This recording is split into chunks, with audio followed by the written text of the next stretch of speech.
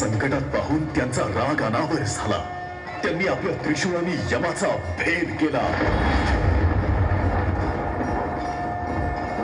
साक्षात यमाला मृत्युमुखी पाहून सर्व देवगण चिंतित झाले.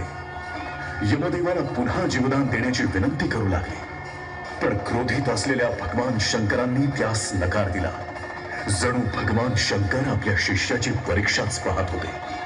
पण मार्कंडेयानंही भगवान शंकरांना विनंती केली की यमराजांना पुन्हा जीवदान द्यावं. हाच स्थायी भाव बघून भगवान शंकर मार्कंडेयावर अतिप्रसन्न झाले. त्यांनी यमास जीवदान दिले. यमराज दोघांनाही वंदन करून यमलोकात परतला.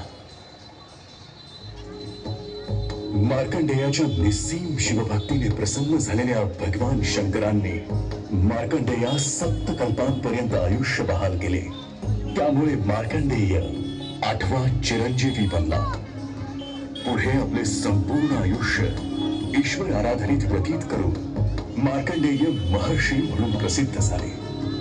18 महापुराणांपैकी एक मार्कंडेय पुराण त्यांच्या नावानं प्रसिद्ध आहे. देवी महात्म्य अथवा सप्तशती या नावाने 13 अध्यायात विभागलेले 700 श्लोकांचे महात्म्य याच पुराणात येते. मार्कंडेय महाभाग सप्तकल्पांत जीव आयु आरोग्य ऐश्वर्य देहि ते मुनिपुंगव.